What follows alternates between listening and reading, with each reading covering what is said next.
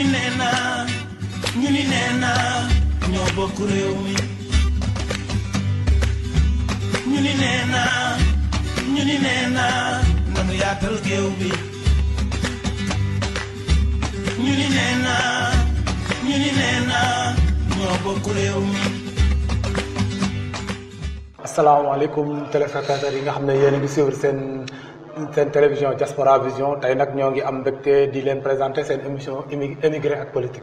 émigré ak politique nag tey day recevoir koo xam ne kii double casquette la am d'abord c'est un artiste ba pare tey li ñuy waxtaan ak moom politique la ki ñuy dalal tey mooy Bara Sène ñu gën ko xam ci King Bara artiste la musicien di def reggae. d'ailleurs sax émission bi biñ ko son bi mu tëggoon il y a quelques années dippee ko démocratie africaine moom lañ koy ubbee pour wane ne vraiment li mu doon wax ba léegi ci loolu la nekk. d'ailleurs dinañu wax moom ban link la son boobu am ak li muy dund léegi politiquement. On veut une démocratie plus juste pour le reste. On veut une démocratie plus juste pour le reste. Afrique, mon pays, il y a choses qui blessent. Une injustice à deux vitesses. Une pour le pouvoir, une autre pour le reste. C'est ça la démocratie pour la woon. King Bara dañ lay bàyyi nga nuyoo balaa ñu dugg ci waxtaan bi. asalaamaaleykum donc damay commencé wax auzu billahi mina shaytaani rajim bismillahi rahmaani rahim allahumma salli ala sayyidina wa mawlana muhammad wa ala alihi wa sahbihi ajmain di la nuyu di la féliciter di leen féliciter yéen waa Diaspora Vision ci lii ngeen xamante ni yéen a ngi koy def ci benn restaurant sénégalais mu nekk patriotisme bu wóor ba leen ci béggee bu baax encore une fois donc di nuyu ñi nga xam ne ñooy seen ay auditeurs ak internautes yi ñuy déglu. Bara ñoo ngi lay gërëm ñun tamit di ci wuy si bi nga xam ne wuy si nga ci suñu woote tey ñu waroon la dalal fii ci restaurant bi comme ni nga ko waxee restaurant bi di restaurant Ibrahima Mbengue fii ci Brescia via Carducci numéro 23 ñuy collaborer ak moom di liggéey. Bara immigration la ñuy ubbee tey suñu waxtaan balaa ñuy dugg ci politique proprement dite. Bara Italie comme ni ñu koy xamee changé na régime donc la droite ñëw na donc kii di changement de régime di changement de politique ak yeneen affaire ñun en tant que émigré ñun yow lan nga sentir ne moo changé ñun lan la ñu war a def en tant que émigré ñi ñuy jiite aussi lan ngay xaar ci ñoom pour ñu mën a pallier yenn yi nga xam ne war nañoo mën a dal ci te changement bi occasionné ko. waaw donc c'est une question assez importante lu nga posé nii comme question mais may wax ni que effectivement loo xam ne la dafa war a nekk ñun ak ñi ñuy jiite yëpp. dëgg la ku ci nekk am ci pàcc boo xam ni moom mooy sa wàll. ñun en tant que immigré déjà war nañu maa xam ni même gauche bu fi nekkee wala droite bu fi nekkee war nañu def le tout ba sàmmonte ak loi et règlement yi daw ci réewu jàmbur. dëgg la ndax nag nit boo choisir émigré boo choisir jóge sa réew dem ci réewu jàmbur war nga xam ni que réew bu nekk dafa am nu muy doxee lu ñu fa nangu ak lu ñu fay bañ. ñu jéem a def le tout ba nekk de bons ambassadeurs de nos pays. donc yëkkati le drapeau du Sénégal ci kaw. alors bi ci des mooy tamit ñu gën a mën a fexe ba jàppoo parce que jàppoo entre sénégalais mbooloo mooy doole ku nekk xam na loolu. individuellement on est faible mais unis nous serons toujours forts. te lu ñu song yàlla mën a dogal buñ dee xàccee ndoor dóor incha allah ñu mën ko gagner. am na ay xeex yu bëri yoo xamante ni ay communauté mën nañu ko xeex ci benn réew boo xam ne dañu fa nekk ñoom. mais il faut communauté boobu nekk une communauté très forte. soudée aussi. voilà et solidaire. alors suñu nag ñi nga xam ne ñooy suñu njiit yi. ñoom dañu war a fexe ba ñun ñu gën ñu respecter fu ñu mënti nekk ci àdduna bi. alors ñoom seen partition bu ñu ko dee jouer. ci côté boobu parce que boo seetloo yenn saa yi dañ fi rey sénégalais. fi lu toll ni comme lu mel ni Italie par exemple wala feneen parce que avant ma ñëw Italie def naa Maroc aussi dañuy rey benn sénégalais et que ñu ne waaw ubbi nañ enquête naam finalement doo xam fan la enquête yi mucc. alors donc mu dem ba mel ni sénégalais ginaar la rek goo xamante ni bu génnee rek gars yi war nañ ko mën a rey te ginaar gu amul kilifa. xanaa ginaar sax ginaaru jàmbur. boo ko reyee. waaw dajeeg borom. dëgg la bëyu jàmbur sama papa doon na ma wax ni ma bëy ak kéwal xam nga lu ñu utee. ma ne ko déedéet mu ni ma kéwal amul kilifa te bëy dafa am kilifa mu ne ma rëbbkat bii dem ba ci àll bi di rey kéwal mu ne ma dafay romb bëy romb na bëy ay bëy yu bëri lay romb ci koñ bi bàyyi leen fa mu ne ma xam nga lu tax ma ba leen fa man ko lu tax mu ne ma dañoo am kilifa wax na dëgg ndax xam na ne bu fetalee bëy bi daje kilifaam nee na waaye da koy romb dem ba ci àll ba fekk fa kéwal mi nga xam ne amul kilifa mu fetal ko ci kanamu doom yi gàddu ko yóbbu jox ay doomam moom alors donc mu nekk loo xam ne lu am solo la ñoom ñu war a def le tout ba ñu gën ñu respecté fii ba pare aussi ñoom ñu war a def le tout aussi ba ñun ñu gën a gis suñu bopp ci Sénégal ci politiku Sénégal ci biir Sénégal ak politiku Sénégal ci bitim réew waaw Bara ci présentation bi maa doon xaar deuxième question bi pour eggale présentation Bara Sène ñu gën ko xam ci King Bara ginnaaw bi mu duggee ci politique gis nañ ne yow yaa ngi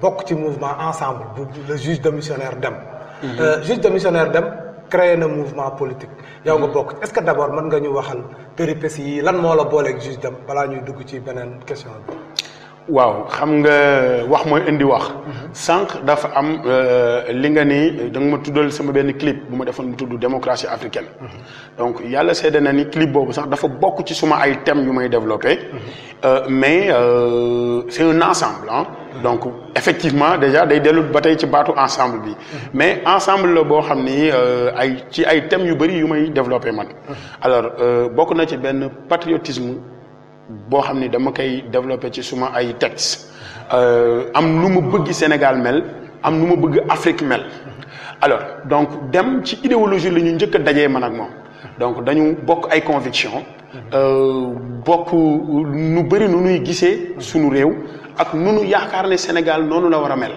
donc yàlla dogal li ñuy wax monti baax yi ñoo bokk heure alors yàlla dogal nag bi ñu gisee buy wax mu mel ni man maay wax te honnêtement man sama bopp dama bëggoon def mouvement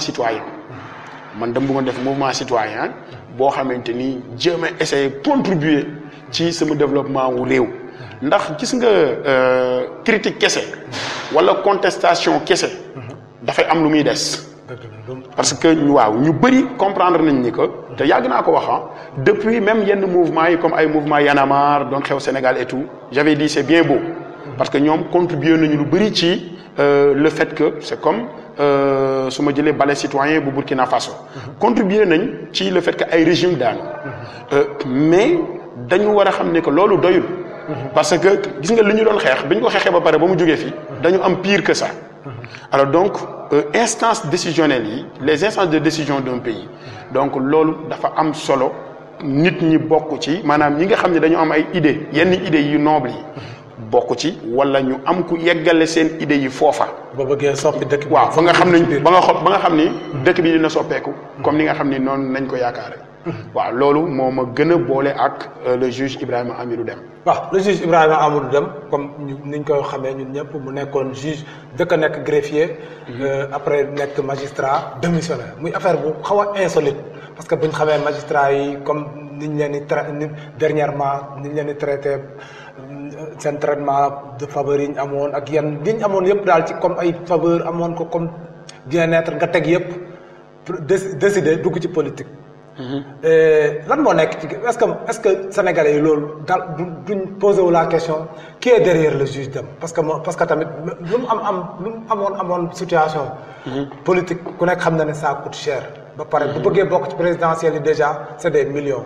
qui est derrière le juge Dème ak yan motivation moo ko. pour yow moo ko poussé ba mu jël une telle décision. waaw xam nga peut-être lecture yi bokkul ñu en fait. parce que déjà pour man li ëpp solo li am solo mooy li nga njëkk a commencé. di nga ne malgré prérogative wala bokk ay privilèges yi nga xamante ni yëpp magistrat am na ko Sénégal mu bàyyi loolu yëpp daal di dugg ci langue politique gi alors loolu dafay wane. degré de patriotisme du juge Dème dafay wane engagement bu juge Dème am pour bëgg soppi réew mi wala bokk ci ñiy soppi réew mi alors effectivement yombul mais nag dara il faut mu jaral la kuy def dara il faut nga bàyyi dara parce que moom métier mayu ko woon mu continuer nekk ci biir parce que xeex na ko depuis ci biir ay depuis ay 2009 temps mi nga xam ne Wade mi ngi fi nekk. ci la commencé di bind ay articles beaucoup de lettres voilà même ay articles. alors donc même premier syndicat de la justice juge Dème bokkute ñi nga xamante ni ñoom ñoo ko fondé. alors donc koo xam ni la depuis 2005 ci la nekk magistrat. alors yàlla dogal muy dem di dem 2016 mu nekk en tout cas conseil supérieur de la magistrature. comme élu élu par ses pairs. depuis 4 ans am na rang de ministre. mais mu bàyyi loolu yëpp ndax jéem xam na ne que ci biir système bi mënul changer li mu bëgg a changer te finalement day dem ba mel ni nekk benn ñebbe ci cin. alors donc c'est vrai qu'il y a d'autres magistrats qui ont le cran de Dème yu am non seulement courage ak patriotisme bi mu am yu nekk ci biir mais peut-être opté wuñu comme moom li mu opté. alors gisatul boppam ci biir système bi mu préféré démissionner par les règles de l'art daal di génn di dagaan baatu askan bi. alors loolu nag lu am solo la léegi pour ñëw ci sa deuxième question nga ne ku nekk ci ginnaaw juge Dème wax nga ni la politique coûte cher. alors malheureusement en Afrique la politique coûte cher. li tax te damay insister ci malheureusement boobu. parce que ñun suñu peuple yi ci seen bopp yenn saa yi dañ naan le Sénégal a un peuple mature. ci laa bokk dama leen a war a sant ñuy wax loolu. mais nanu xool aussi lu bëri ci peuple bi. parce que soo bëggee dagaan baatu askan bi laaj gars yi lu ñu lay njëkk a laaj dañ naan la ñaata nga am. dañuy tout de suite yaakaar da nga am nekk milliardaire. mais loolu c'est tout à fait contraire à ce que beaucoup de Sénégalais veulent maanaam day xaw a yenn saa yi day xaw a ndróog lu contraire ak lu Sénégalais yi bëgg. parce que ñun bu dee dañu bëgg ay njiit yu baax. ay njiit yu honnête. ay njiit yoo xam ne duñu ay sàcc. ba pare bëgg leen a imposer ñu nekk milliardaire day xaw a doy waar parce que loolu mooy ndóol du falu ci réew mi. loolu mooy tant que yow daal amoo ay milliards waruloo dagaan baatu askan bi. loolu nag mooy sawaay demal sàcc ba noppi. ñëw door a dagaan baatu askan bi. déjà ultimement en fait excusez-moi dernièrement dañu gis ne que ñi ñuy fal ay milliardaires la ñuy doon. dañuy ami milliards ba pare. ñëw ñenn ñi sax dañuy nax bokk na ci président actuel. bi nga xamante ni moom mooy le candidat Macky Sall en 2011. il paraît que gars yi dañu sax cotiser pour fayal ko caution 65 millions la woon à l'époque. waa ji bi ñu ko falee ba pare on a découvert que c'est un milliardaire. man nag du ma ne 8 milliards la am du ma ne 7 milliards la am l'essentiel li ma xam mooy déclaration de patrimoine am bi nekk ci biir internet bi. moom mu signé ko déclaration de patrimoine boobu dafay wane ni milliardaire la. bi ñu koy fal fekkee ne mu nekk milliardaire. ci benn laps de temps waa ji nekk na fi milliardaire. alors te laaj ñu ko ba tey milliardaire yooyu fu mu ko jëlee instant boobu bu fekkoon crédit fonctionnel moom dañ ko war a woo laaj ko ni ko foo jëlee say milliards ñu renverser la charge de la preuve. ba pare alors donc sincèrement moi je dis encore une fois que Dème kenn nekkul ci ginnaawam ku dul yàlla suñu borom. yàlla moo nekk ci ginnaawam te yàlla la yaakaar te li mu bëgg a def déjà ensemble dafay répondre turam dafay wuyoo turam.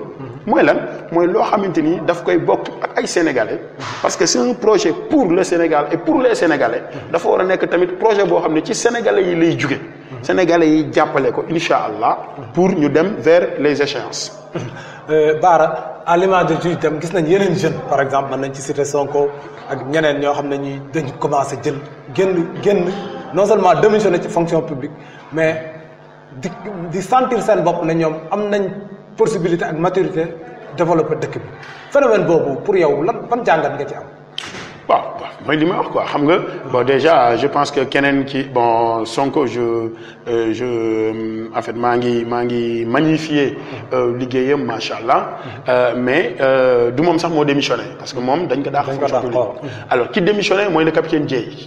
alors donc ak juge Dème donc ba ci je veux dire Sonko capitaine Dièye juge Dème génération bu bees boobu nga xamante ni c'est la nouvelle génération montante de l'échiquier politique sénégalais ñooñu dafa am lu ñuy wane dañuy wane ni parce que ñoom ci ñun la ñu jógee aussi dafay wane fippu bi nga xamante ni waa réew mi ñu ngi ko bëgg a fippu pour soppi li xew Sénégal li xew depuis les années 60 depuis les indépendances ñuy gis les mêmes têtes les mêmes personnes ou maanaam ñoo xamante ni dañu nampé ci Senghor wala ñu nàmpe ci Abdou Diouf te Abdou Diouf Senghor ko nàmpal wala ñu nàmpe ci Abdoulaye Wade te Abdoulaye Wade ak Senghor ñoo bokk époque alors donc sincèrement ñu gis ni que ils peuvent pas faire des politiques différentes parce qu'ils ont fait la même école s'ils n'ont pas fait l'école de Senghor ils ont fait l'école de Wade qui a fait la même école que Diouf qui ont fait l'école de Senghor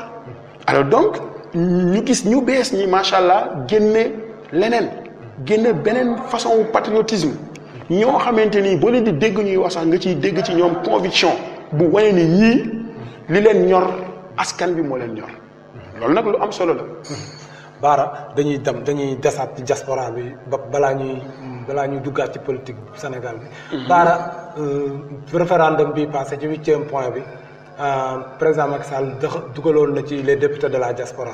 ñu gis ne Italie d'ailleurs sax opposition bi 3 députés yi ñu am ñaari Italie lañ jugee. beneen bi Espagne donc mën naa laa wax ne majorité député opposition bi Italie lañ jugee. est-ce que yow député de la diaspora gis nga seen njëriñ. bon honnêtement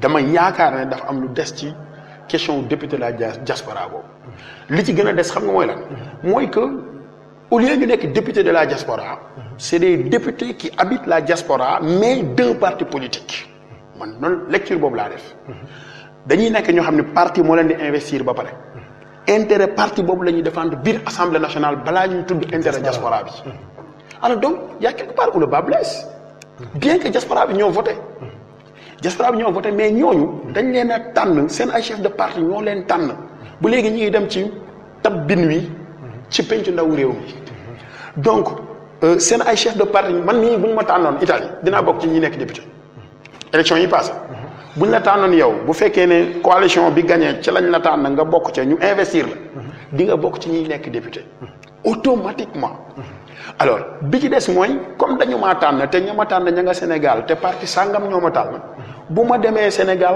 bu mu ñëwee assemblée nationale waa parti boobu fa ñu toog fa laay toog bu ñu amee groupe parlementaire ci groupe parlementaire u parti boobu ca laay toog. waaw lu ñu wax moom nga lu ñu wax moom laay wax lu ñu waxul waxuma ko. finalement day dem ba intérêt diaspora bi day nekk sama ginnaaw intérêt parti bi nekk ci sama kanam te noonu la demee même biir Sénégal da ngay nekk ci benn gox ñu tabb la député nga dem toogal fa parti bi doo fa toogal waa gox ba. waaw loolu ça pose tout le problème des députés au Sénégal moom. absolument te fii par exemple da ngay gis député diaspora bi comme ni nga ko waxee ñett ñoo gagné fii Europe du Sud maanaam Italie par exemple mais ñett ñooñu est-ce que ñoom ñi nekk Paris ñoo bokk parti. non déedéet est-ce que ñoom ñi nekk feneen ñoo bokk parti déedéet. ce qui fait que c'est problème mu diaspora bi dëgg problème mu diaspora bi duñ ko wax. ça reste intact. ça va rester intact. te bu ñu booloo woon parce que 15 députés lañu. suñu booloo woon ñoom ñëpp di xàccandoo di dóorandoo pour l'intérêt de la diaspora et des Sénégalais de l'extérieur moi je pense que dina am beneen lecture buñ ci mën a def. kon daal loolu mën nañoo wax ne trouvaille yu Macky Sall la woon rek pour. daf ko def. déjà peut-être yaakaaroon na ni day gagner 15 députés yëpp. mu yokk limam. alors donc voilà quoi xam nga gars yi ñoom gis nga damay wax benn affaire ne tant qu'il y aura concordance entre majorité parlementaire et majorité présidentielle dafa am loo xamante ni mooy continuer daanaka di am ci suñu réew yi mooy lan mooy séparation des pouvoirs théorie rek lay nekk parce que finalement lu ñuy gis mooy confusion des pouvoirs la ñuy gis entre les mains d'un seul homme. dëgg la waaw. dëgg la loolu moom séparation des pouvoirs donc. foofu sax la ñu duggaatee ci politique Sénégal. donc séparation des pouvoirs pour yow wax la nii rek mais dans les faits dunduñu ko pour preuve sa leader juge dem wala sa ki nga xam ne moom nga ànd ak. ngeen bokk li ngeen gëm politiquement. d'ailleurs dénoncé na ko nee na séparation des pouvoirs amul Sénégal. absolument nee na la magistrature dañ ko ligoté dañ ko bâillonné ban commentaire ngay def ci vraiment événement yi am xam naa foofu sax boo répondre ba pare après tu me donneras après ton avis sur décision bi nga xam ne Sénégal décret bi nga xam ne président Macky Sall jël na ko pour révoquer Khalifa Sall de la mairie de Dakar donc séparation des pouvoirs ba pare nga wax moom. oui xam nga en fait la notion de séparation des pouvoirs c'est vrai théoriser nañu ko bu baax ci constitution bi. d'ailleurs mën naa joxe benn exemple mooy ñun ci suñu constitution sax dañ ne ñun dañu am pouvoir judiciaire. bi nga France bi nga xam ne autorité judiciaire la am. seen autorité judiciaire ñoom waa France moo ëpp doole ñun suñu pouvoir judiciaire. c'est incroyable ñun ñi nga xam ne dañuy targué woon nii ñun dañu am pouvoir judiciaire. mu war a nekk benn genre contre pouvoir. mais contre pouvoir peut-être dafa am lu ñuy wax sax équilibre des pouvoirs. Donc c'est-à-dire que l'exécutif est tout l'exécutif mais rien que l'exécutif. Le législatif doit être tout le législatif mais rien que le législatif. Le judiciaire tout le judiciaire mais rien que le judiciaire. Alors bu ko defee président xam ne moom mooy chef de l'exécutif. ñii nga xam ne ñoo nekk assemblée nationale ñu jouer pleinement seen rôle de contrôle de l'exécutif waa judiciaire am un vrai pouvoir ñu mën a jël des décisions sans pour autant être influencé. Voilà donc mu nekk ci seen intime conviction lépp lu ñu jël ñu xam ne lii kat dañ ko def seen aqullaahi taala. Malheureusement lan la ñuy gis da ngay gis ni que le premier magistrat du Sénégal c'est qui? C'est le président de la République. Déjà foofu rek boo xoolee ci en théorie loolu rek le premier magistrat mooy le président de la République moom mooy magistrat la mooy chef magistrat yëpp. Alors donc mi ngi ci judiciaire bi ci des mooy mu nekk conseil supérieur de la magistrature. Bon bien que quand bien même que foofu benn voix lay am moom ak juge dem ñooy bokk benn voix parce que moom mi ngi woon conseil supérieur de la magistrature ku ci nekk benn voix la am en cas d'égalité des voix ci la voix du président est prépondérante ci les prépondérances di am mais en fait déjà dañuy gis loxoom bu baax ci même ni ñuy fale yenn juges yi te ni ñuy fale yenn magistrats yi dañ ciy gis loxo président ba pare ñu am benn ministre de la justice boo xam ni moom mooy chefu parquet bi alors ministre de la justice boobu ci gouvernement bi la bokk président moom mooy chefam je dis bien chef pour ne pas dire patron.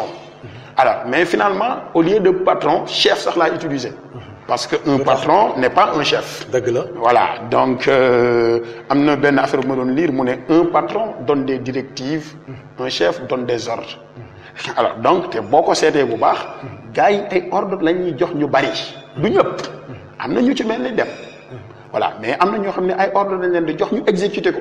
fu ñu mënti génnee aaya bi ci kaamel bi nañ ko ci génnee même bu dee dañ koy génne ci kitaabul erreur nañ wëri aaya bi teg ko. est-ce que loolu ça ne pose pas un problème un peu quant à l'avenir de notre pays parce que man comme li ma koy waxee.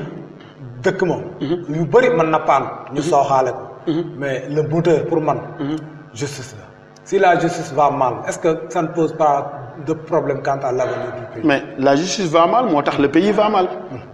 loolu moo tax fu mu toll ni justice Sénégal nekk ci nërmeelu wala nekk ci sukuraat loolu moo waral ñu mel ni le juge Amidou Dème daal di bàyyi lépp daal ne réew mi moo leen soxal pour ñu xool ensemble naka la frange bu nekk ci population bi jéem a essayer apporter sa pierre autant pour moi dans la construction de l'édifice Sénégal pour que incha allah ñu fexe ba jëmmalaat état de droit au Sénégal parce que loolu dañu ko tumuraanke Sénégal.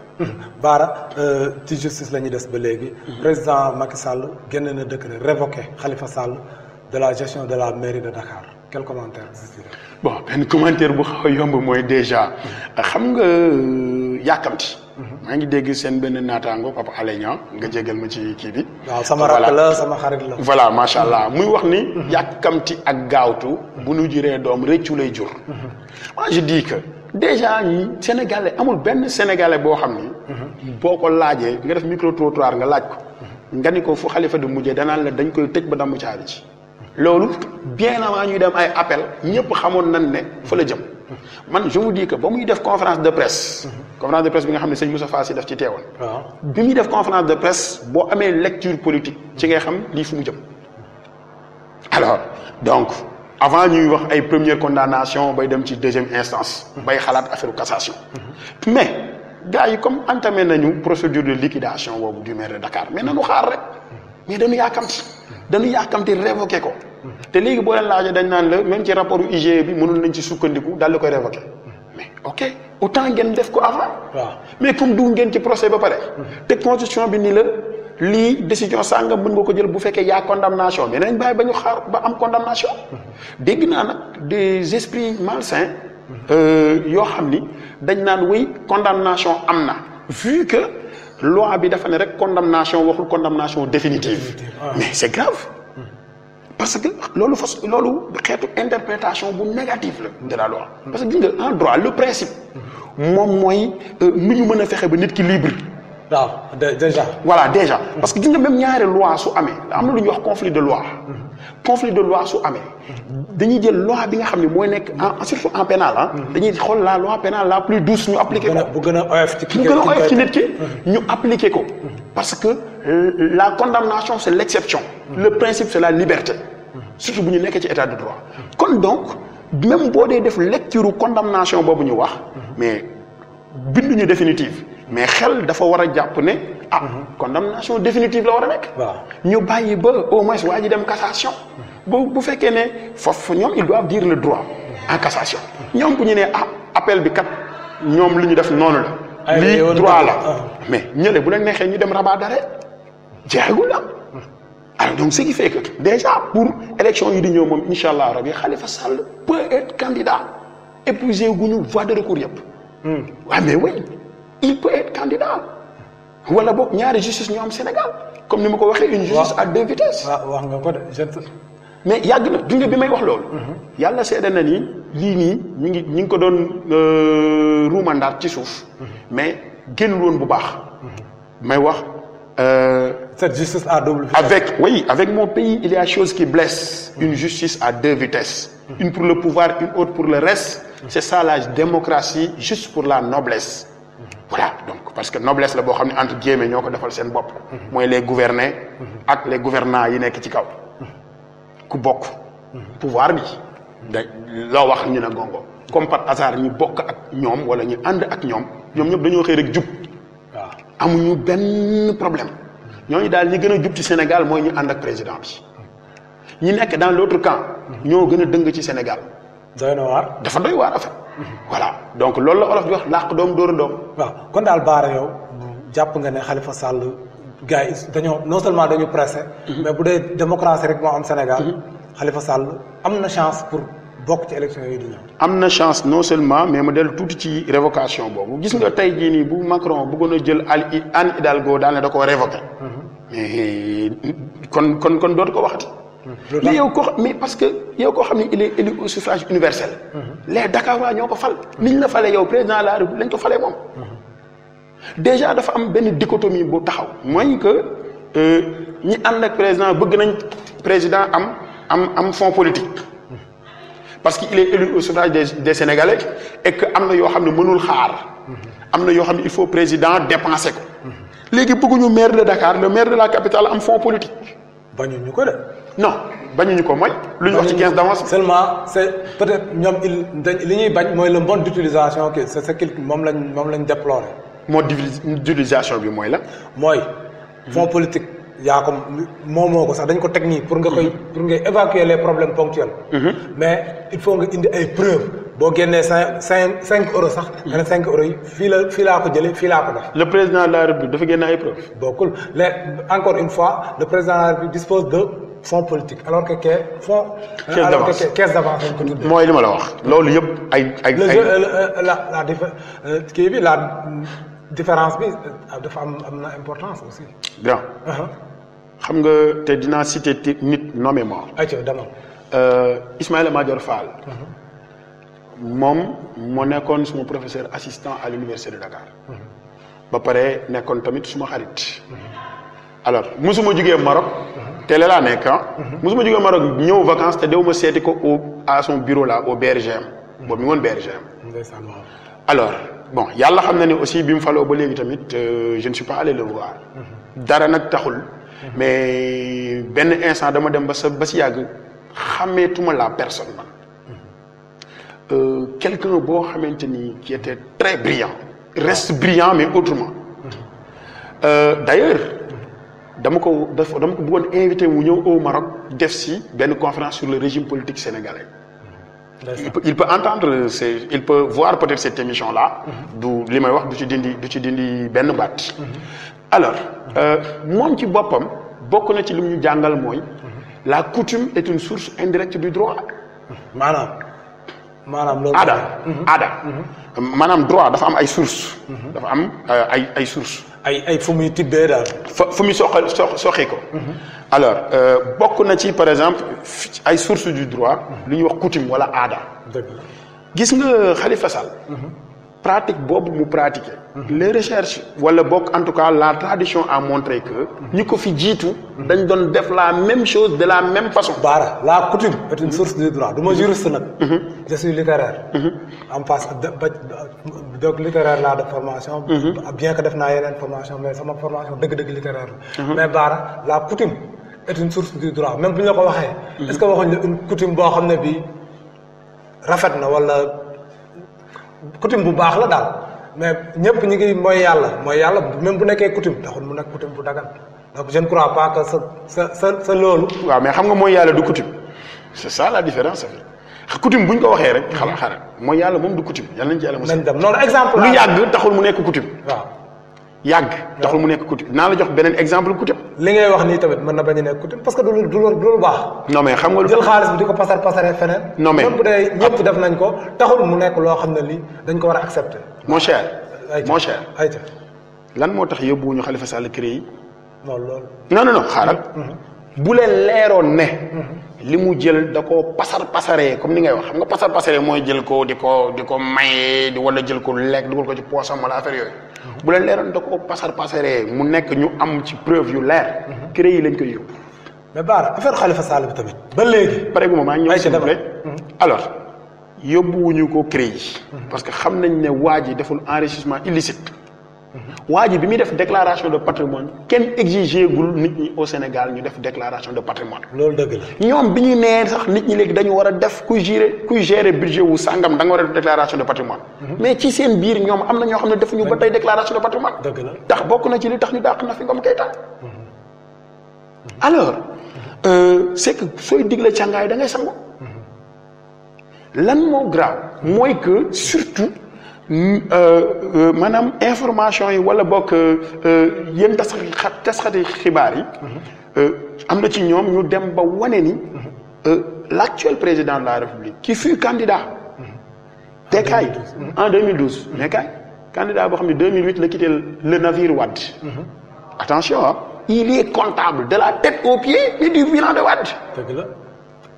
dafay garaaw booy seetloo d'autant plus que ay ministère clé la fa gérer. waaye non seulement ministère clé mais nekk na fi sax directeur de campagne Wade en 2007. c'est-à-dire entre 2007 et 2008.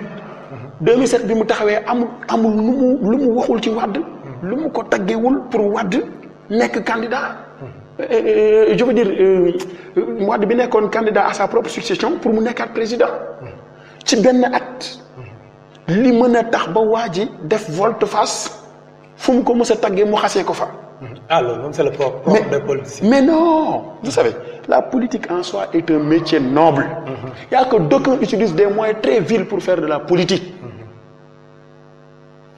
et gis nga lépp lu nit ñi bokk. léeg-léeg nga ci boo ci mënee def nga def ci. boo ci mënta def nga wax ci boo ci mënta wax nga am ci mbébét bu baax. wala bu dee lu bon lañ ci def nga naqarlu ko. alors donc aujourd'hui dama ne. li tax sànq ma wax li ma énuméré coutume. mooy waa ji nekk na fi. maire de avant muy nekk maire de Dakar yeneen maire de Dakar non seulement ñi ngi ko doon def. mais moom bi mu ñëwee nekk maire de Dakar il paraît que toog na lu yàgg def ko. bi ko gars yi ne na def loolu na laal 15 d'avance bi. il paraît am na ñu ci waxtaana dem na ba l'ex candidat Macky Sall. moom ak ay nitam. bénéficier wu nañ ci caisse d'avance boobu. gars yi dem nañ ba ci procès bi ñu ne xam nañu ko bu baax weddiwuñu tegguñu tuuma de te ñëpp xam nañ ne le complice est passible de la même peine que le coupable waa ji nee na sàcc ndey sàcc ak sàcc li leen uti la bëriwul man bu nit sàccee dara ñëw jaay ma surtout nag li gën a garaaw mooy ma xam ne da ko sàcc te station yi nga xamante ni moom le candidat Macky Sall doon utiliser asafra ci la nekkoon à l'époque moom xamoon na lan mooy caisse d'avance lu ko tax a jóg. mais Bara terewul excusez-moi mu bénéficier wu ci ba pare noddante si ay noox-nooxam ba waa ji nga xamante ni bi ñu ko falee en 2012 mu tagg waa ji je me rappelle très bien bi muy wax le brillantissime avocat Me El Hadji Diouf ba pare di tagg Khalifa Sall mais on était là yàggul. yàggul yamul foofu. mu ànd ak ñu ànd ñoom ñëpp ci biir Benno Bokk Yaakaar. ñu dem ba en 2014 je pense si je me trompe pas élection locale am.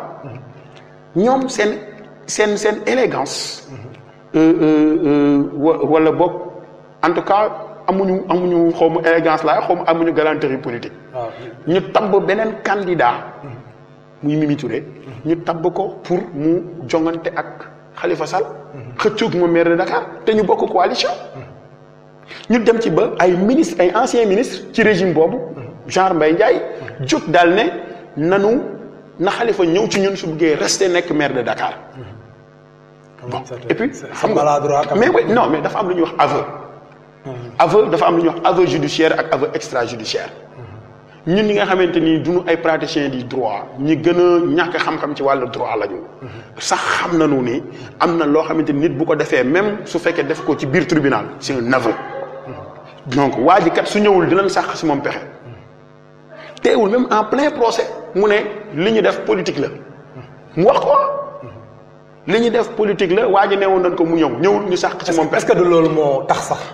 même avocat wu Khalifa Sall yi wala ñi jàppale Khalifa Sall yëpp. presque léegi ils ont tendance à abandonner la piste judiciaire pour jël piste politique bi léegi boo xoolee procès Khalifa Sall. ñëpp dañ ko politiser léegi même ñiy waxal Khalifa Sall sax boo xoolee presque li ñuy wax droit bëreetul léegi. dañuy toog naan procès politique la lii. est-ce que c'est pas un aveu aussi de leur part pour wane ne ñoom perte nañ. judiciaire bi léegi nañ dem ci terrain politique. absolument mon cher.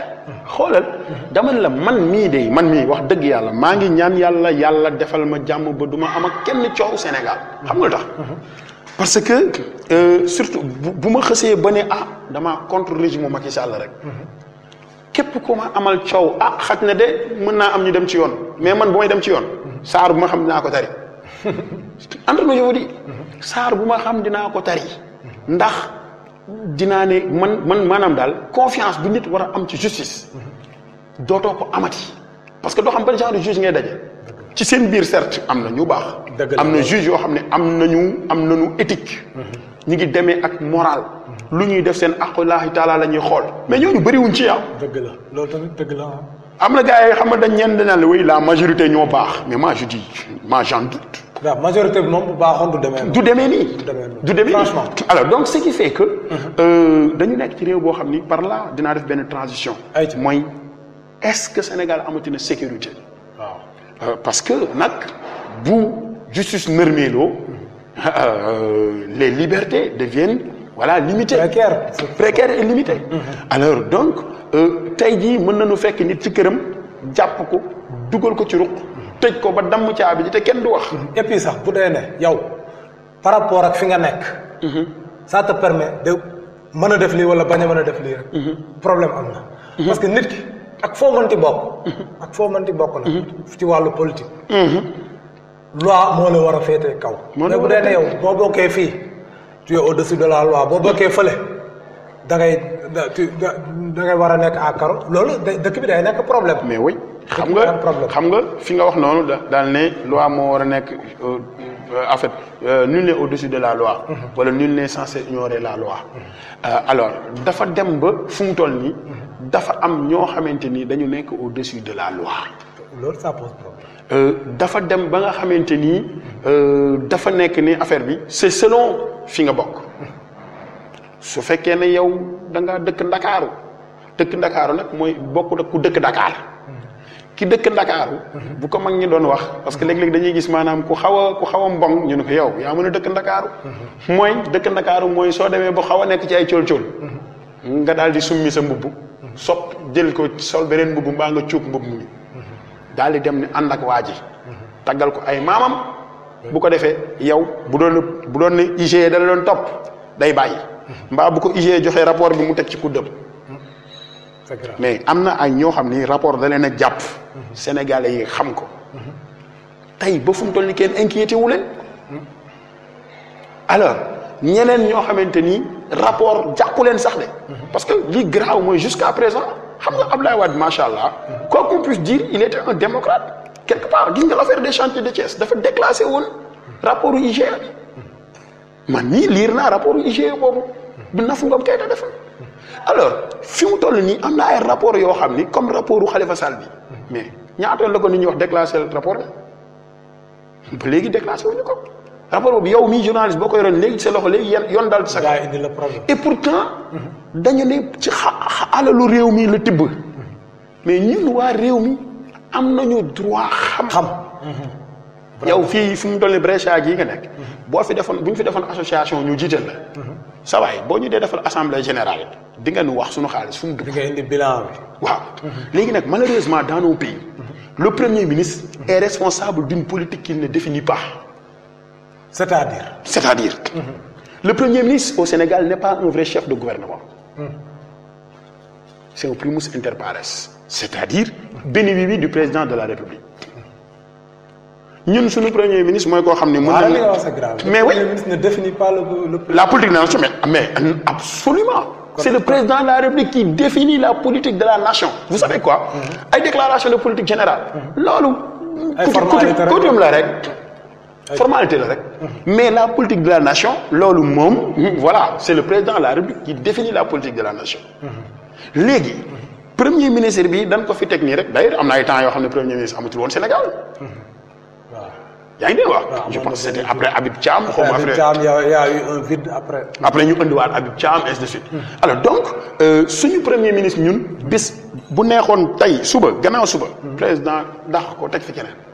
ñaata yoon lañ ko fi def ñaata premier ministre lañ am au Sénégal. alors donc et pourtant dañ ne le gouvernement est responsable.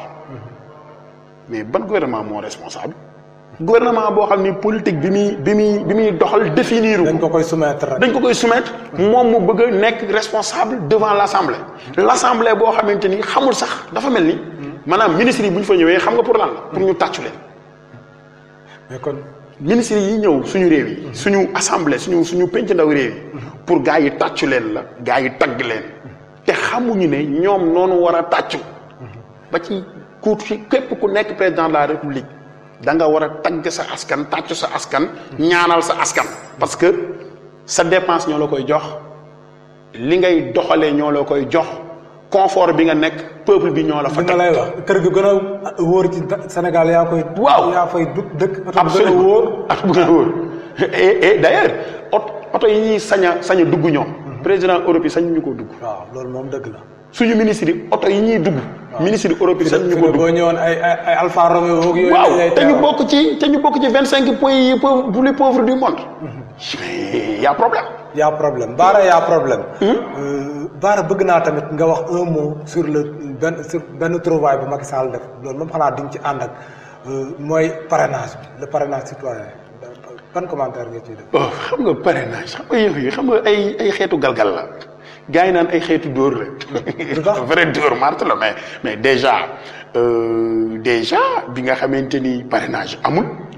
mais mosuñu am lu ëpp 20 candidats. au Sénégal pratiquement buñ ko amee benn yoon lay nekk. alors ñu ne parrainage am na gars yi ne am nañu 200 ñi naan 100 ñi naan 200 personnes qui se sont présentées pour être candidat. nekk candidat à la candidature. candidat à la candidature.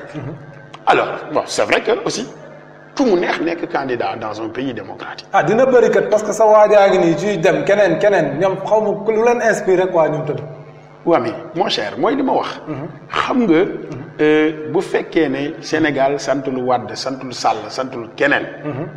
parce que nga waa ji fi nekk aujourd'hui mais moom dafa mere ngeem ko xam nga. xam moom bu ñu ko dàqaloon en 2008 du mës a xelam du mës a nekk ci présenté moo tax sa gars yi ku jóg. mais non bëgg a rééditer. mais non du tout ñun meruñu ngemb au contraire il faut savoir. c'est-à-dire que li tax ñun meruñu ngemb mooy. dem kenn dàq ko. waaw dem de son propre chef. moom moo ne banaa. waaw maa bokkoon bokkatuma. te moom sax waxul maa bokkoon ba muy neex saf kaani de déedéet. moom saful kaani mu dem moom ci bi muy gën a neex la bàyyi. xam nga bu fekkee da ngaa bokk mu saf kaani nga bàyyi kooku aussi beneen théorie la mais moom ci bi muy gën a neex la bàyyi alors kon moom merul ngemb te Sénégal ñu ci bëri na ci ay candidats ñu ci bari ay mer ngemb lañu ba ci ki fi toog aujourd'hui comme j'ai dit buñ ko dàqul woon 2008 xelam nekkul woon ci créer parti wala mu def leneen alors parrainage bi foofu laay ñëw parrainage bi farce la. lu tax parce que déjà ni ñu koy defee amul benn démocratie. waaw parce que xam nga parrainage bi déjà ñi ngi téye Sénégal presque 8 mois wala 6 mois yoo xamante ni ci campagne la ñuy nekk. ana liggéey du gaaw. tey jii aujourd'hui boo demee Sénégal bépp directeur général wala ministre yeeg ñu ci bëri ñu ngi sur le terrain di wuti parrainage est-ce que du am benn vide même bu dul ñoom même l'opposition ñoom tamit ils sont obnubilés par le parrainage donc liggéey bi war Sénégal duñu ko def dañuy nekk ci campagne. dëkk bi nekk au ralenti quoi. ok day nekk au ralenti. beneen bi mooy parrainage bi ñu wax mais saa waay Sénégal ñu bëri jànguñu.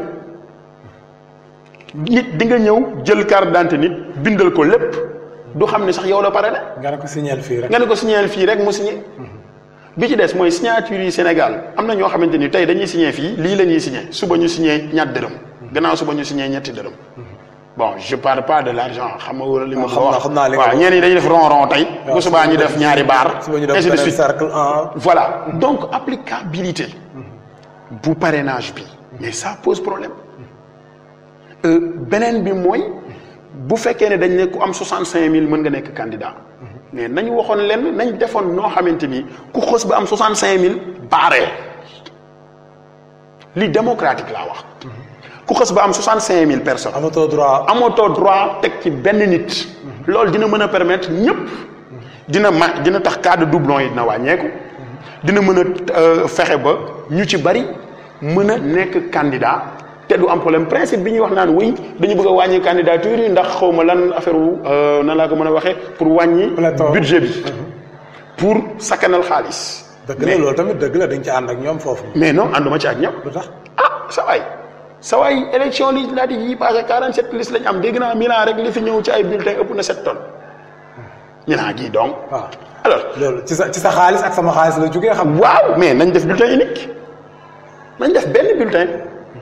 imaginez le fichier bi ñaata lañ wax 6 millions et quelques. de personnes.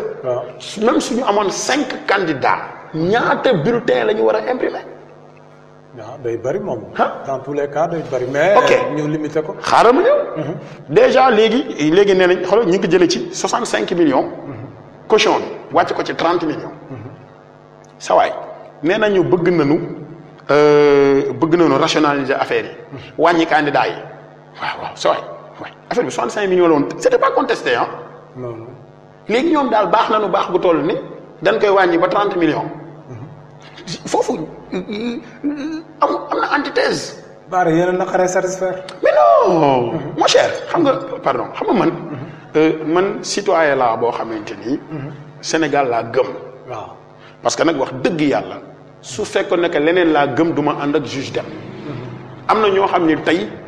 c'est des multimilliardaires ils sont dans l'opposition am na ñoo xam ni tey ñoom ñoo ŋànk nguur gi dégg naa ni fi mu toll ni Sénégal li nga fay tur lu nekk nga loo leen mënti wax suba boo nee gongo ànd ci la ñu ànd ñu cëral la déjà temps yi li ñu fi nekkee mooy ku ñëw ñu cëral la ñi dugg bërki démb boo njaay commencé nañ leen a cëral jox leen ay responsabilités alors donc sincèrement moi je pense que du naqari satisfaire man satisfaction bi nga xam ne mooy ma plus grande satisfaction muy ñu fexe ba Sénégal dox tax ba Sénégal dem te ak dem Sénégal day dem dina dem Bara déggoo li ma wax de gis naa jeu de mots bi ak dem Sénégal dina dem Sénégal day dem on verra nañ bañ bu mu jaar rek fi ñu yeneen politiciens yi jaarale parce que dañuy ñëw ñu tenir de beaux discours ñu gis à la fin ne nga tombé nga jàdd fi sa gaay bi jàdd après changer discours summi sa veste sol beneen veste diñu gëmloo leneen te loolu dund nañ ko ba sonn Sénégal boo gisee sax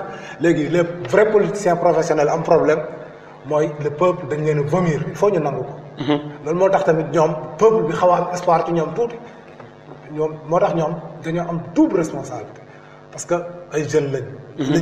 liñ am ci seen kanam dafa bëri sànq wax nga ko. am na ay années yu bëri devant lui benn deuxièmement dañ fi fekk benn situation bu pourri. politiquement gars yi am ci ñoom espoir. donc je crois que ils n'ont pas le droit de démériter espoir boobu mais Bara damay dellu si ci parrainage bi parce que mënu ma fa jógee sur le principe. parrainage bi est-ce que c'est pas quelque chose de positif parce que tamit pléthore de partis politiques yi ku jóg rek ne da ngay dagaan ak baatu réew mi te tegoo ko fenn. buñ demee ba ne ku amul 1% du fichier. munoo bokk loolu est-ce que sur le principe du yoon parce que maa ngi déglu keroog président Bougane biñ ko dalalee fii ñun semaine passée mu ne bu ma amul 65% damay bàyyi xam ne réew mi bëgguñu ma est-ce que loolu tamit du position bu baax. non mon cher. bu amul 65% la wax wala su amul 65000. 65000 autant pour moi. ok foofu xam nga mooy li ma xam nga réew mi bëgg la ak réew mi bañ la bëgg réew mi mën nañ la bañ a bëgg par ignorance du bon. xam nga des fois gars yi dañ ñaan des fois nul n'est méchant volontairement c'est par ignorance du bon. am na benn pensée philosophique bu koy wax. donc des fois réew mi mën nañu xalaat ne diw moo gën ci ñoom ndax diw moo leen di jox saaku ceeb. fàtte nañu ana yi mu leen xiifal. fii defe naa Italie am na au sud lu ñuy tuddee il vote di scambio. donc dañuy voter moyennant quelque chose. waaw genre troc la ñuy def ñoom. genre troc lay nekk. loolu nag dafa xew ci suñu réew yi. li tax d'ailleurs gars yi bëgg ñoo dugg ci bulletin unique yi bokk na ci loolu. waaw parce que bu ñu defee bulletin unique. du ñu mën a taxaw yor seen xaalis taxaw ci biti booy dugg ñun la sa waay génnal ma bulletin yeneen candidat yi. xam nga boobaa dina ma leer ne yow sama candidat nga dugal bulletin am ci urne bi boo ma génnelee bulletin yeneen candidat yi ma jox la 50 000 waaye saa waa ji bu amul reer démb ci guddi te yaakaarul fenn fu mu añee. góorul ci dara. góorul ci tus li olof naan góor day góor ci dara. mais nag attention góor googu noonu même bu fekkee ne góorul ci dara bu fekkee ne ngorom googu dëgg la. léeg-léeg mën na ko jaral. mu ne waa ji sa 50 000 yooyu. mën na maa fajal soxla tey.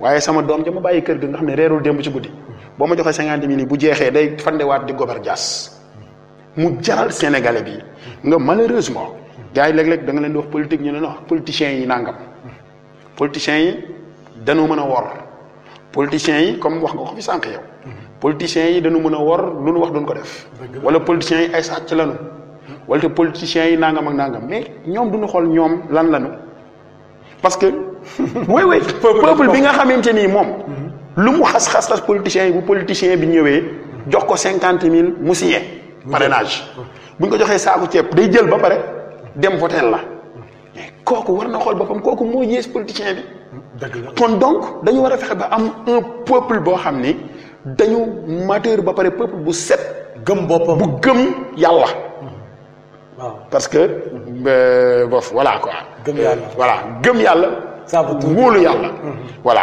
donc peuple bu gëm yàlla wóolu yàlla parce que boo gëmee yàlla te doyloo waa yàlla y a problème mais soo ko gëmee doyloo ko ba pare nag dem sa ak ay conviction waaw daal ne man daal diw nii moo gën ci sama réew bañ a xool ndax diw am na milliard bañ a xool ndax diw am na million pour dellu ci parrainage bi loo xamante nii la parrainage bi pour nax nit ñi la parrainage bi parce que dañu jël benn processus lañ def ñenn ñi nañ leen exilé muy le cas Karim Wade ñenn ñi man le cas Karim Wade mais man bokkoon naa ci ñi rek réclamer justice pour Karim Wade. Karim Wade ku ko exilé. non damay xaaral ma ñëw. bokkoon naa man ci ñi réclamer justice au nom du peuple pour Karim Wade. affaire pour que Karim Wade daal leeral mbiram yi. mais bu fekkee dafa dem ba affaire bi nekk acharnement waxuma ndiru acharnement de. dafa nekk acharnement. Abdoulaye Wade dans son magistère am na fi 106 ministres. un seul était en prison c'était Karim Wade. c'est grave te ñoom ñëpp c'était des milliardaires. ñoom ñëpp en l'occurrence l'actuel président de la République bu nekkoon candidat en 2011. ñoom ñëpp c'est des milliardaires waxuñu ñu fan la ñu jëlee seen xaalis.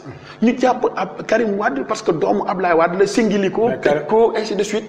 ba pare instant bi ils ont tout fait pour que jël nañ benn épée de Damoclès daal ne waa ji bu duggee ci réew mi depuis que maa ngi dégg seen chargé de xaw ma lan collecte parrainage. L'ancien premier ministre Mimi Touré mu naan Abdoulaye kii moom bon selon la revue de presse mu ne nee na Karim Wade moom na xam ne bu ne cëpp Sénégal lim ñu ameel dina ko fay wala mu dellu prison. alors koo xam ni bu nekkee ci biti ci réew mi bu ko neexee mën na fa toog 100 ans xaalisu Sénégal suñu yoon nekku ci mais bu dugg ci réew mi moom dinañu fay mbaa mu dellu prison te ma gracier ko fekk ko kaso defal ko passeport diplomatique yóbbu ko ba kër Madické Niang mu jugee foofu dem aéroport fekk fa avion jet privé procureur u Qatar nekk ci mu ànd ak moom dem loolu mooy génne ma dëkk bi wala génneel dëkk bi ñaar yooyu ou waa ji moo ne génn ma dëkk bi mbaa ñu ko génnal dëkk bi loolu bu ci am rek bu ci am rek nébuleuse am na ok beneen kii bi mooy ñu poser beneen acte pour wàññi candidat yi mooy jéem a def le tout ba Khalifa mi nga xam ni àndul ak ñoom parce que maire Dakar su àndul ak gouvernement temps bi mu ko am yépp gouvernement bi dafa daan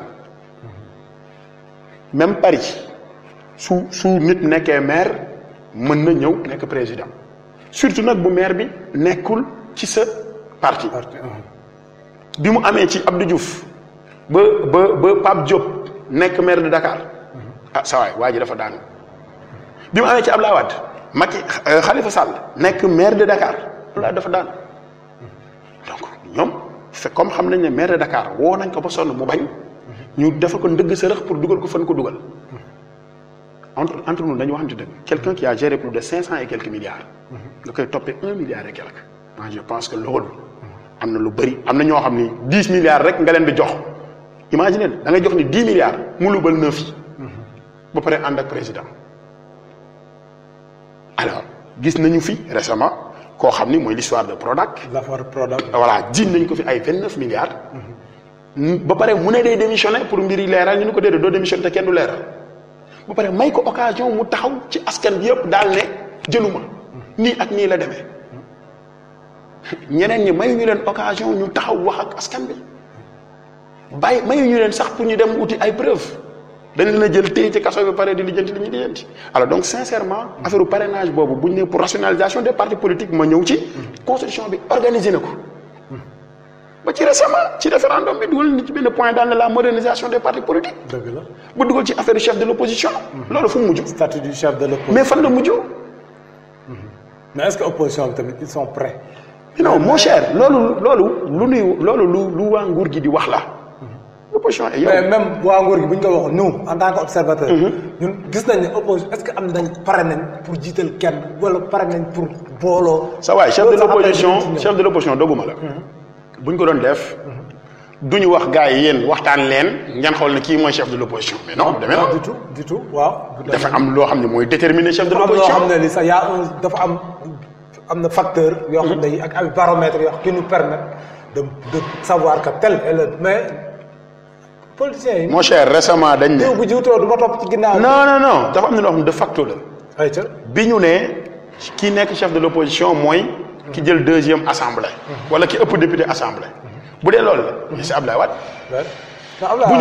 bu ñu nee non je veux dire c'est le PS boobu. dëgg la PDS autant pour moi. dëgg la bu ñu nee non mooy ki jël deuxième ci élection présidentielle. c'était Abdoulaye Wade. donc suñu xoolee ni que déjà ñaar ñooñu ñëpp Abdoulaye Wade.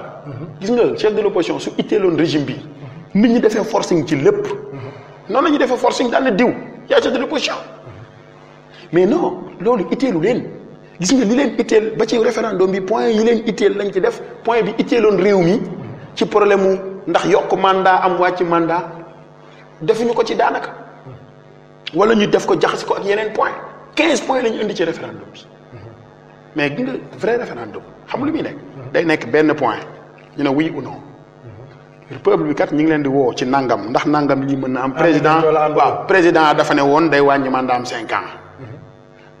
liyeen 5 ans bi bu ko defoon dëkk bi kon mu leer kon heure bii ñi nga wax beneen régime mais xam nañu loolu moo tax loolu ñu jaarale ko conseil constitutionnel seen tailleur constitutionnel yi daggal leen mbub mi ba mu nekk sur mesure ñu sol ko Baara dañuy des ba léegi ci politique Baara gis nañ ne léegi Macky Sall président Macky Sall plus ñuy avancé jëm ci échéance plus muy gën a am ay nit transhumance bi léegi mi ngi mel ni tulleeg màlle transhumance bu amee ci côté Macky Sall bien sûr côté bële moom mooy wane ne côté bële mi ngi wàññeeku bu baax muy opposition bi est-ce que tiitu leen kanta 2000 biñ ñëwaatee Macky Sall amaat 54% yi kay yi ñuy gam-gam le mu am lu ko am sax alors mon cher Sakho xam nga déjà affaire transhumance boobu sincèrement je pense que gars yi wax nañ ci lu bëri yoon. mais il faut nga wax ci. waaw oui je veux dire que ni déjà le candidat Macky Sall moom moo doon wax ne transhumance moom ku am valeur du transhumé. moom transhumé wul de. waaw ba léegi mi ngi. mais moom moo doon ŋaññi transhumance. ba ne woon bis bu fi toogee du nangu transhumance di am. fu mu toll nii moom day encourager transhumance alors ñiy transhumé tamit nanguwuñu ne dañuy transhumé fii ñu ngi transhumé waaw ndax mooy màng rek màng. waaw jógee fii dem fee pour. waaw jógee fii ndax fii amatul ñax. dem fee ndax foofu mu am pâturage foofu la ñax bi nekk. voilà donc loolu mooy transhumé donc gars yaa ngi transhumé mais boo seetloo Sénégal benn parti politique daanaka amu fi 500,000 membres. gis nga ñii daaneel régime Sénégal te dinaa la wax ne 1 million de suffrage boo ko amee yóbbu waajee ardo waaw loolu moom. soo mënee am 1 million de suffrage soxla woo kenn pour mu nekk sa ginnaaw. mais loolu yombul. non mais mën na yomb léegi. parce que léegi am nañu 6 millions de personnes yu nekk ci. fichier bi 1 million de suffrage mën na nekk. Macky Sall bi ay 800,000 suffrage la am. dem deuxième tour am 26%. alors donc.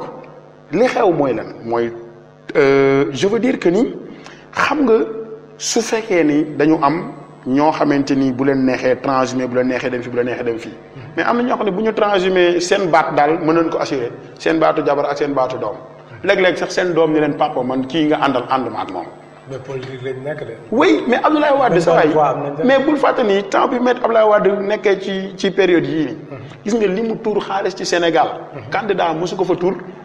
benn ñaar mooy ñi transhumé woon ànd ak moom te sax Wade était 1000 fois plus du ma ne célèbre mais aussi il est 1000 fois plus aimé que Macky terewul dafa daan ak ñi mu àndaloon ñëpp ak ñi transhumé woon ànd ak moom ñëpp alors donc moi je pense que aujourd'hui li tax ñu doon tiit mooy peuple bi sàqi dem ànd ak président dem ànd ak l'actuel régime mais nga ñiy voté les Sénégalais qui sont dans les maisons nga xam ni ñi ngi toog askan bi dëgg du ñu rek ñi nekk ci mbedd bi di sànni xeer du ñooñu rek de waaw parce que bu doon askan bi dafa génn dëggantaan non kon leneen la ñuy wax ñooñu nag transhumé wuñu ñooñu ñi ngi xaar ki nga xamante ni bu ñëwee soppi Sénégal ñi nga xamante ni ki nga xam ne su ñëwee Sénégal dem. mais askan bi transhumé nañ de foofu sax la ñuy duggee ci programme. parce que même Macky Sall même dul président Macky Sall même dul transhumance bi nga xam ne nee nga ñi dem amul solo parce que ku nekk yóbbaale waa ay nit yu bëri. boo demee au fin fond du Sénégal. est-ce que gars yi gënuñu bëgg président Macky Sall ci programme bi mu leen comme par exemple PUDC bi nga xam ne mi ngi koy doxal bu baax a baax ci boo demee ci à l'intérieur du pays yow nee nga da ngay dem ci à l'intérieur du pays donc war nga gis ne la nga fa bàyyi woon il y a 10 ans soppeeku na lu bëri. donc est-ce que sur la base de ça mënul am deuxième mandat facilement. mon cher xam nga. bof c'est vrai ay PUDC ay DER ay institut déjà urgence yi moom sonn nañu lool ay plan d'urgence rek la gars yi di génn. parce que urgence lañ fi fekk. mais non mais bi ñuy parce que dañoo toog di tâtonner.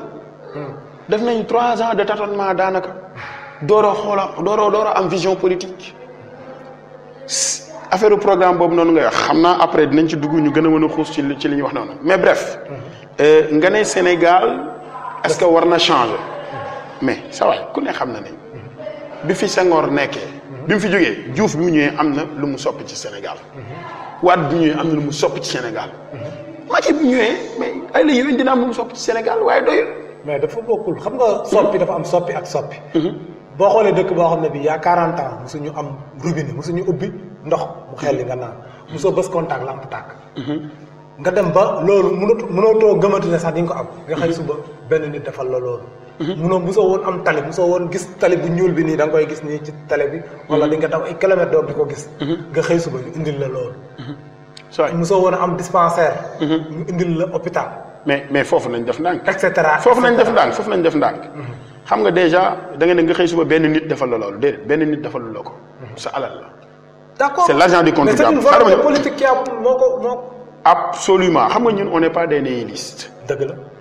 nit lu mu def dinañ ne ay léewén def na nangam. nangam sangam baax na. yooyu yëpp yu baax la. waaye dafa doyul dans la mesure où aujourd'hui Sénégal président de la République bu feebaree du fajoo Sénégal wala yenn feebar yi mënu koo fajoo Sénégal. ah bon mais oui ba ci waa gouvernement bi xam nga ni su fekkoon ñoom dañ doon fajoo Sénégal dinañ fexe ba Sénégal yenn matériel yu bëri am fa. waaw xam nga dem lu mu wax. dem dafa ne moi président de la République. rus naa j'aurais honte dem di faju ji bitim réew. su fekkee ne dama nekk président de la République bu Sénégal. te gi nga loolu président bu am idée boobu ci boppam. bés bu fi toogee dina def le tout. ba hôpitaux yi am matériel yi ñu soxla. dinañ fexe ba tout ba hôpitaux yi am personnel bi ñu soxla. loolu dafa dem ba laal jàng bi. waaw boo demee nekk président de la République wala nga nekk ci gouvernement. sa doom du jàngee ci école yi. wala bu dee day jàngee ci école réew mi école privée yi gën a. côté lay bokk. mais y a problème. mais bu la leeroon ne sa doom école bii muy jàngee ñi fay jàngale les formateurs ne sont pas bien formés. wala école bii muy jàngee amul amul sàngam. yow di nga def le tout. ba nga intégré ci sa politique loo xam ne da ngay soqali njàng bi. donc nañu commencé par loolu. nañu commencé par di fajoo Sénégal. di consommer sénégalais. mais attention ki nga xam ne moom moo nekk ci donkaasi gi. nekk ci gouvernement bi kooku mooy njëkk a dem uti ay produits yoo xam ne defewuñu ko ci réew mi. ba pare bëgg a wax sénégalais yéen moom lekk leen ceeb sàngam. te moom këram du fa lekk ceeb sàngam. ah loo ci xam. non c'est juste il faut juste voir lu ma ci xam c'est simple mooy am na ñoo xam ne sax seen ay jabar buy accoucher sax bitim réew la ñuy accoucher bëri na ci ñoom bëri na ñoom ñoo xamante ni seen njaboot ay triple nationalité la na am bon c'est juste pour xam nga su ma nee triple nationalité mooy da ngay gis koo xam ni doomam bi soxna si États-Unis la accoucher doom bee soxna si France la accoucher de facto booy amee nationalité ndax ay droit du sol ak ainsi de suite pourtant baadoolo bi nga xam ne léeg-léeg mu fande léeg-léeg mu góobar a jaas moom fii la mën a yem. gis nga dispensaire yooyu noonu nga wax li gënoon a dàq mooy dispensaire bi jege la jege boo xamante ni nga balaa oto di jógee fële ñëw di jël si nga war a génn 5 kilomètres maximum wala 10 kilomètres nga am dispensaire ba pare dispensaire bi mu am personnel qu'il faut pour ñu faj la. gis nga sa waay c'est pas compliqué Sénégal li ñu soxla c'est des priorités c'est-à-dire que y a des axes yoo xamante ni mooy le vital le minimum vital ba léegi rombaguñu foofu dafay mel ni su ma lay wax la pyramide de Maslow les 5 besoins primaires loolu lañ soxla ba pare aajowul njàng mu sori aajowul am je sais pas yenn spécialisation yi dañu soxla loo xamante ni saa bu ñu xiifee lekk bu ñu maree naan bu ñu feebaree faju bu ñu bëggee jàng. Barakam bu ma la déggee nag le président Macky Sall. il n'a pas un programme qui lui permettra. mu remplir waat. non xam nga ñun programme. parce que tamit quoi qu'on dise. man dama jàpp ne bu ñuy képp ku ñuy falaat on doit dañ la war a fal sur la base d'un programme. ak moom li président Macky Sall dañ koy non seulement dañ koy fal sur la base d'un programme mais sur la base des réalisations est-ce que les réalisations qu'il a faites. ne lui permettent pas de remplir quoi man loolu laa bëgg nga. alors moi xam nga réalisation su fekkoon ne ñoom ils avaient tellement fi nga jeexee laay rebondir quoi. en fait su fekkoon ne que ñoom dañu am confiance ci seen réalisation moi je pense que du jar yii yëpp du ko fi jar. yan lañ def. mooy yi ñuy def nii yëpp jéem a soppi constitution bi taille ko sur mesure jël yenn opposants yi tëj leen jël yenn opposants yi jéem leen exiler wala dil wala jéem a essayer yenn opposants yi ñu kale leen ci ay parrainage ainsi de suite yenn opposants yi ñu fexe ba dàq leen di dàq ay fonctionnaires ainsi de suite donc loolu yëpp pour bañ ku leen concurrencer c'est-à-dire système lu ñu ko bëgg a indi ñoom parti unique. su demee ba président de la République je parle pas d'un candidat mais un président de la République bu naan je vais réduire l'opposition à sa plus simple expression. loolu dafa grave. parce que mais jël wax bi grawal ko. mon cher nga jéggal ma dama ne. démocrate damay soxla contre pouvoir. yéen vous avez loolu bi mu ko waxee peut-être yéen a ko interpréter à votre manière. mais moom. mën na ko interpréter à sa manière mu ne dinaa fexe ba opposition bi na sax mais je vais user les moyens légaux yi nga xam ne yoom laa am pour que opposition bi du am doole. li nga wax rek laa wax. léegi nag li nga wax rek laa wax bu dee opposition bi nasax na. waaw démocratie amatul. bañ a am. déedéet yéen mais. mon cher. mon cher.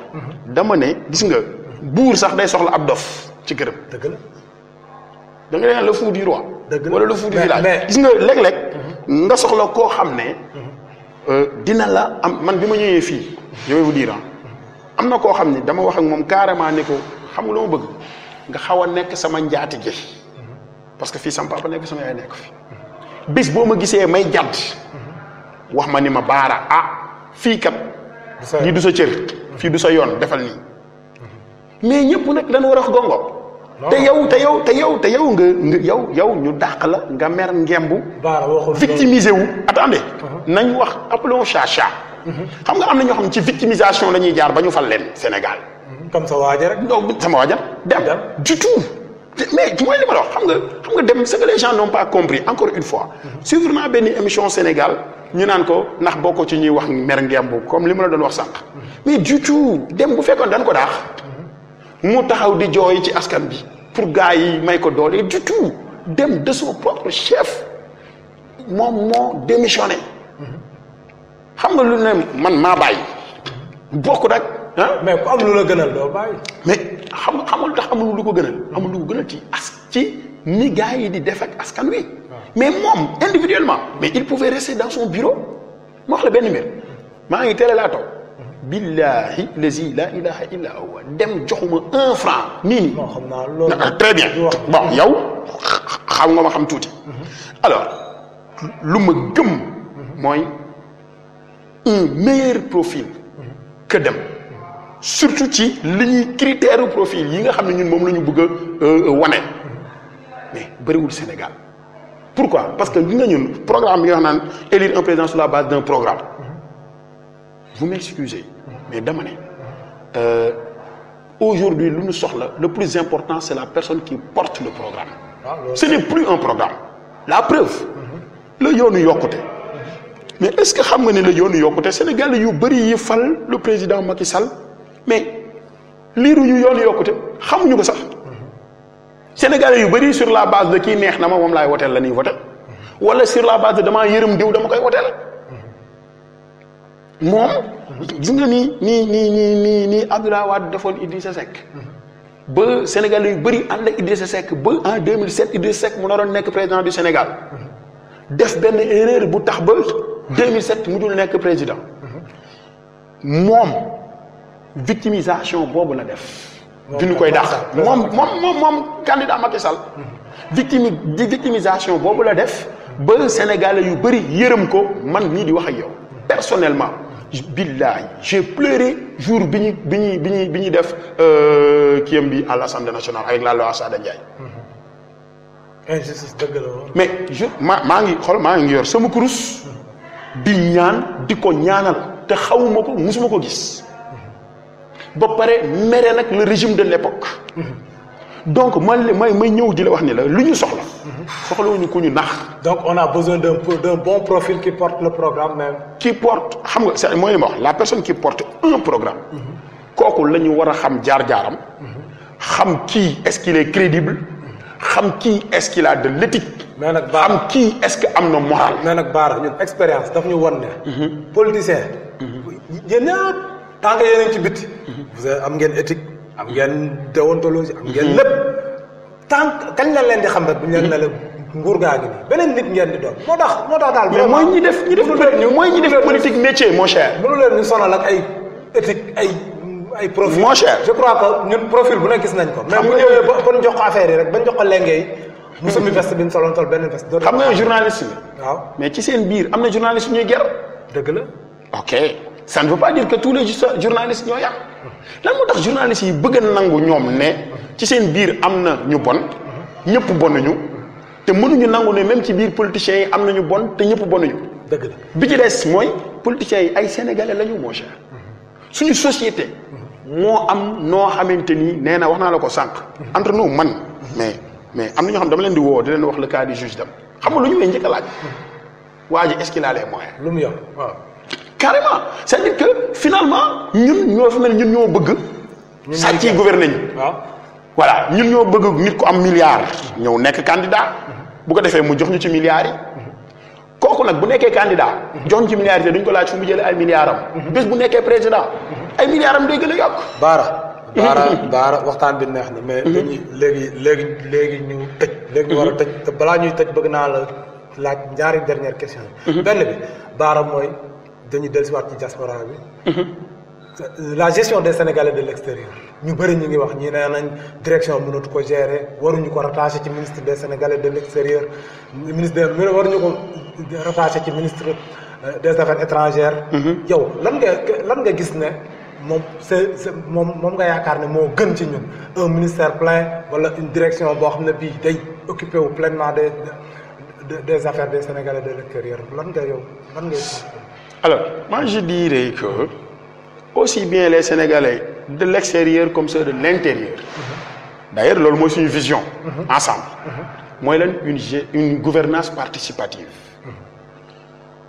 day mel ni une gestion collégiale alors au lieu que benn nit toog fa la tëju ci biir néegam bind programme wax liy metti ci diaspora bi yow ministère des Sénégal de l'extérieur boo xamante ni musul génn Sénégal wala même bu dee dafa génn Sénégal mais moom Italie la mosoon a nekk mais dafa xam problème mu Maroc est-ce que dafa xam problème mu France kooku nga ñëw jël ko def ko ministre des Sénégalais de l'extérieur wala ministre des affaires étrangères whatever kooku war a mën a toog rek daal di faj suñu soxla man je pense que l'alternative mooy ñu fexe ba comme programme bi ci askan bi la jëm mu jóge ci askan bi ñu fexe ba associer les Sénégalais ci nu ñu leen di fajalee seeni soxla mais balaa loolu ñu xam lan mooy seeni soxla te balaa ñu koy xam je crois que toujours dama koy faral di wax tout ce que tu veux faire pour moi si tu le fais sans moi je crois que tu le feras contre mais loolu mooy programme ensemble nag xam nga su ma tëbee rek nga ne ma saa sama yaram day xasan ma tëb rek la woqal sa doq waaw te man waxagoo ma fii xasan mën naa am sa digg ginnaaw mooy xasan dëgg la alors donc c'est mieux boo ma ne ma sama yaram day xasan man la fuy xasan ci yow nga ne ma sama doq bu ma ko wokkee mu saf loolu la olof naan fi nga wokk foofu moo xasan mais soo wokkee fu xasanul amatul sens alors ce qui fait que excusez-moi alors toujours ci programme ensemble ñun on a les axes parce que mooy li ma la wax sànq axes yi les 4 ou 5 grands axes moom mooy l'éducation la santé mooy l'alimentation et mooy aussi l'agriculture basé nag sur une vision mooy lan le développement communautaire le développement par les terroirs maanaam mu jugee ci développement boo xam ne à la base lay nekk gox-goxaat yi yëpp foofu ñoom ñu développé bu ko defee réew mi développé wu donc léegi nag mais loolu pour ñu gën a mën a def un programme détaillé dañuy def tournée nationale boo xamante ni sénégalais bu ci nekk ak secteur bu nekk dinañ la laaj fii metti ak laaj la lan mooy seen ay soxla ak ba pare nag pourquoi pas leur faire confiance laaj leen ay propositions de solution parce que waruñu xeeb encore une fois askan bi Sénégal spécialiste bu nekk nga fa nga soo nekkee l'administrateur le plus chevronné am na ku la gën a choc ci sa domaine boo nekkee un spécialiste en économie il y a des spécialistes chevronnés en économie yu nekk Sénégal dans notre administration wala à l'extérieur du Sénégal te kenn xamu leen am nañ sax ñuy liggéeyal yeneen réew alors donc su fekkee ne tu fais confiance à la population comme le juge Dème entre nous je vous dis ce qui m'a marqué chez le gars c'est que dafa jox confiance son vis-à-vis xeebul kenn jox ñëpp respect ba pare di déglu dafa am déglu d'ailleurs lu ñuy incarner mooy un patriotisme serein c'est important le patriotisme dans la sérénité donc xasteeg sànnante xawma galgal olof nee na yóbbante galgal umul làmb waaw donc yooyu nekk ñu ci yooyu on essaie de faire des propositions suñuy critiquer aussi ñu def ko dans les règles de l'art de manière objective absolument waaw mais daal entre nous encore une fois ce qui est important sénégalais yi maa ngi leen di ñaan bés bu ngeen di demee bay choisir képp ku ngeen di choisir xool leen bu baax le type de personne ndax koo xamante ni la jar na jox réew mi mais gis nga ay sur la base du programme bu ne génn na Sénégal borom xam-xam bu ne aussi am nañu ko Sénégal am nañu borom xam-xam bu ne dama ne boo seetee les présidents yi mos a jaar Sénégal Senghor il faisait partie des meilleurs de sa génération boo xoolee Abdou Diouf aussi il était pratiquement ay major de sa génération ça et là Abdoulaye Wade benn instant da ngay yaakaar ni c'était le président le plus diplômé du monde pratiquement alors donc ñooñu ñëpp jaar nañ fi Macky Sall même bu fekkee ni voilà il n'est pas agrégé c'est un ingénieur donc est-ce que ñooñu seen ingéniosité ñi ngi koy appliquer avec patriotisme donc lu ñu soxla tey est-ce que le programme yoonu yokkute bi ma la doon wax mais jusqu'à présent waa ji bi mu ñëwee son xawma lan plan Sénégal émergent là dafa bokkoon ci yoonu yokkute bokku ci le train express régional dafa bokkoon ci yoonu yokkute bokku ci au contraire xaalis la ñu jël fay ko benn cabinet bu nekk xawma Paris pour ñu tëggal leen nu ñuy doxalee Sénégal alors pourtant bi ñu koy fal dafa indi programme dans la yoonu yokkute ñu bëri baat bi la ñu gën a xam maanaam yoonu yokkute wala yoonu yàqule et pourtant avant muy nekk yoonu yàqule yoonu yokkute c'est un bon programme bu ñu man j'ai parcouru le yoonu yokkute les 5 grands actes xool naa ko détaillé ko xool ko bu baax voilà mais bu fekkoon ne que ni ci yoonu yokkute boobu kese entre nous ci la waa ji mu jéem a mettre en œuvre li mu waxoon ci yoonu yokkute surtout li mu wax ci état de droit jëmmal état de droit dem na ba naan du ma président bu nar a defar ay pont ak ay nangam ak nangam li nga xamante ni xam naa ko mooy justice à double vitesse dootu fi am li nga xam ne xam naa ko mooy dootu amati citoyen de première classe ak citoyen de seconde zone wala de deuxième classe ainsi de suite gis nga loolu noonu mu wax yépp ci yoonu yokkute ba ci développement bi ni mu ko tasee ci biir yoonu yokkute yàlla seede na ni bu ko doxalee woon Sénégal avancé na romb na fii bu yàgg kon donc dañu war a encore une fois les Sénégalais yéen ñi may seetaan Sénégalais yi nekk ci biir ak ñi nekk ci biti diaspora bi ak Sénégalais yi nekk Sénégal ngeen xool kan ngeen di jox réew mi bu leen ko jox nit rek juste sur la base que am na benn programme bi lii la déedéet da ngeen di fexe ba kooku nekk koo xam ni am na éthique du def wax waxeet respecté na réewam bés bu ne nangam mooy sama programme nangam loolu dina ko doxal te encore une fois nañu fexe ba Sénégal bu ñu feebaree faju nañu fexe ba Sénégal bu ñu maree naan en 2018 ñu am problème mu ndox c'est inadmissible ñu fexe ba Sénégal am assainissement bi ci war amul Sénégal ba léegi taw yi wàcce fii Europe dama ne gis nga bu ko tawoon benn weer rek Sénégal dëkk bi yàqu heureusement que foofu ci ñetti weer la suñu taw yi di am. waaw Bara laaj bu mujj bi. ban alternative nga gis pour suñu dëkk. c'est dem l'alternative c'est le juge Hamidou Dème. ay ba pourquoi. parce que dañu soxla profil yu mel noonu. dañu soxla ñoo xam ni li ma la wax sànq un patriotisme serein. parce que njiit day am dal. njiit dafay am dal. parce que bu fekkee ne njiit amul dal. bootul réew mu gaaw a guerre lay doon. toll nañ ci situation boo xamante ni Sénégal ak Mauritanie xale naa mais du ma ko xale waale période yooyu am na pourtant ñu nekkoon ci opposition bi doon wax naan dañu war a guerre je me rappelle bien Abdou Diouf am na benn fameuse phrase bu mu wax naan ay bu nu xeexoon. alors donc njiit il faut déjà mu am dal mais dal bi doyul. il faut mu am kaddu. surtout il faut mu am kaddu c'est-à-dire que ñun lu bees lu ñu bëgg a indi bokk na ci am kaddu. lu ñuy wax respect de la parole donnée fexe ba ay wax waxeet jóge fi fexe ba bu ñu nee nangam la ñu bëgg a def ñu jëmmal loolu def ko waaw mais ba pare jéem a essayer ba joindre l'acte à la parole. Bara ñoo ngi kontaan ci dalal bi ñu la dalal tey vraiment waxtu bi ñu am sax doyul parce que li ñu waroon a développer lépp moo bëri. xam naa dama lay jox rek nga tàggoo balaa ñuy.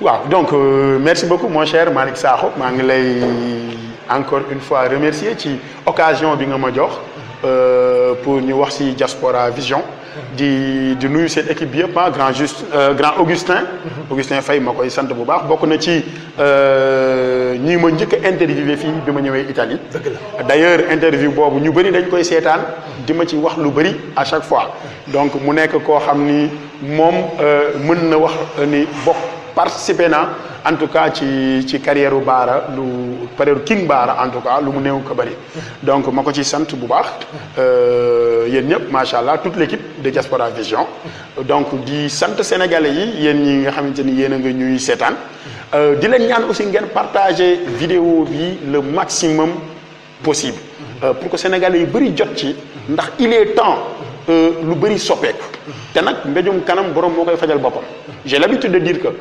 italien du ñëw Sénégal pour soxali Sénégal français du ñëw Sénégal pour jéem a changer Sénégal ñun sénégalais yi ñoo mën a changer Sénégal et bu kenn tàyyi bu kenn ne non tantôt kuñ fi teg rek da ngay def la même chose bu kenn wax loolu ndax bu ñu waxee loolu rek réew mi du baax genn golo gudd na mais loolu ci laal mu yëg ñi ngi fii mais comme mënuñoo indi suñu papa suñu tante suñu bàjjen suñu maam yi ñun ñëpp mu ñu leen indi fii mais on est obligé ñuy xalaat réew mi parce que fu mu toll nii ñun waa diaspora bi liy metti Sénégal bis buñ ko fajoon rek góom boobu buñ ko fajoon rek suñu bitim réew neex mais tant que góom boobu fajuñu ko Sénégal mi ngi metti suñu bitim réew du mës a neex parce que nag da nga fi nekk loo fi mënti am koo fi laaj danaan la Jolof kenn mënu koo liggéeyal parce que boo nee cëpp Jolof boo weccee koo xeeb sa bopp xeeb la nga yor boo fa defee weer bëgg a daw donc da ngay dem ba gars yu bëri dañuy ragal a ñibbi Sénégal pourquoi parce que la société est malade moo raw màgget bu feebar fépp ay metti ñu leen di ñaan ngeen jàppale ñu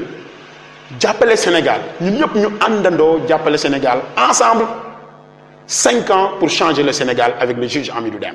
jërëjëf King Bara Sène alias King Bara je crois que tey on a vu ñaari façon Bara Sène gis nañ Bara Sène l' artiste gis nañ Bara Sène le politicien je crois que pour ñu def dichotomie bi sax problème la en plus que ces textes sont engagés te loolu la fi wone donc dañ koy sant di ko gërëm ñun tamit di am mbégte vraiment ñaan ko mu ñëw mu def sacrifice bi ñëw jógee lekko ba Brescia ñëw wuy suñu vraiment ñoo ngi gërëm tamit Augustin Faye bi nga xam ne moo nekkoon ci technique bi di gërëm Sophie bi coordonné émission bi di leen jox dig daje beneen thème ak beneen invité incha allah jërë ngeen jëf